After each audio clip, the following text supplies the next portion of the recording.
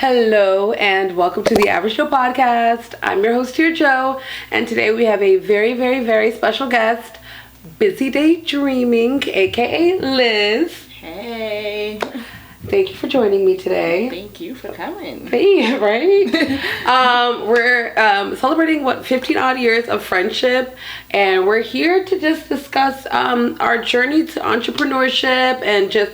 Honestly, I'm going to ask her a lot of questions about her, and we'll just kind of we're going to go with the flow, you guys. So first, let's do a quick cheers.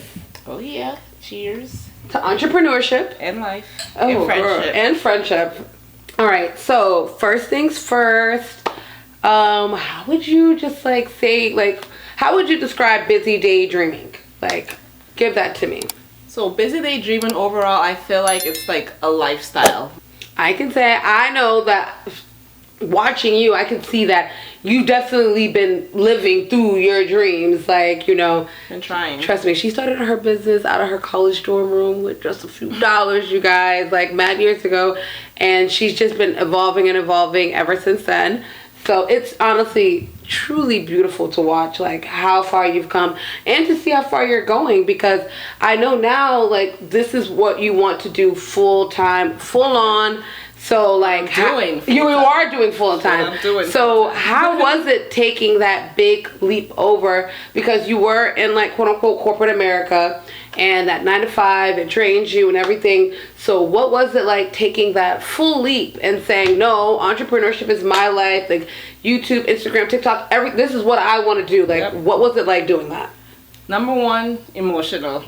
That's all that's the biggest thing. People think it's easy. I think people online make it seem easy, but at the end of the day, even if you know it's something you want to do and you want to pursue, it's still such an emotional decision to be okay, I'm going to step away from this world that everyone claims is secure, it's the way to go and all that. So it's very emotional. And sister, and she has two twins, and they're really young, and they cry, and they need you. But they were always grown. See, that's the thing. I know, you gotta go.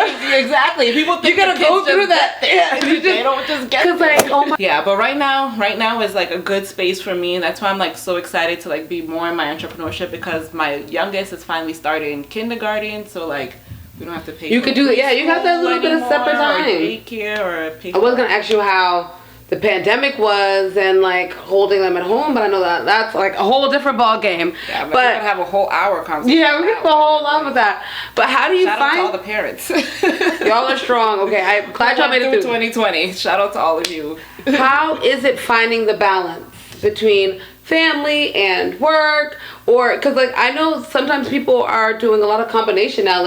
People are just turning TikTok or turning Instagram into just one family thing. Yeah. Because it just, at least we're going to be able to do something all together. How is it for you in finding that balance between spending family time and work time? I've noticed that you've been vlogging and you just kind of been vlogging and cameraing your whole experience, which I personally think is super cool, just because 10, 15 years from now, your kids are going to be able to watch it. Because I see some, when I watch old videos or movies or something, you see the parents with that big camcorder, and kids get to see themselves growing up, and I'm hold on, I want a video of myself growing up, because especially being put online, then it's really there, because I have stuff on old phones and all that, because everyone's oh, we record on our phones, but it's so hard to keep track of those stuff. Yeah, right? We lose phones. Yeah, lose phones, lose SD cards. So I find it I'm so grateful that I'm able to vlog.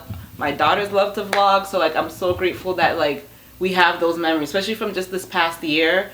I feel we created such great memories, and I was able to vlog them, put them online, and even just me with my friends, me with the kids. So that's how I've been able to balance it for the most part.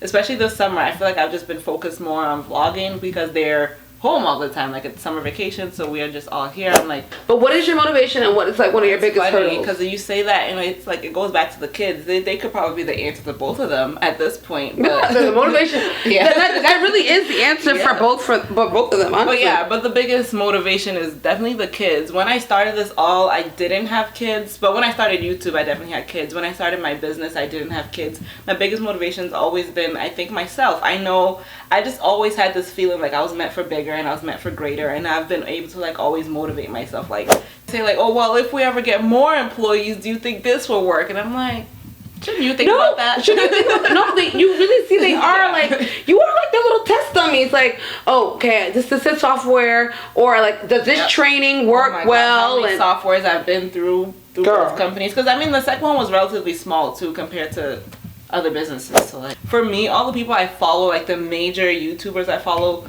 they've been in the game 5 years plus. Like, they've been doing it for 5 years to be able to get to where they're at now, to be like, YouTube is making them crazy amount of money, right? Or like it's built the lifestyle that they wanted, but it's because they were hustling for 5 years. So I feel like I'm like really on my first year, maybe like 8 months in or something on my being consistent on YouTube. So for me, 5 years from now, that's my biggest goal, because I'm looking at it like a 5-year mark. I'm trying to do year by year. So we're gonna switch it up a little bit.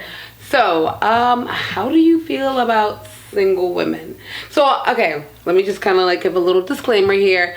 So Liz is obviously one of my married friends, and I'm always coming to her for advice on single stuff, because I be running from you single women.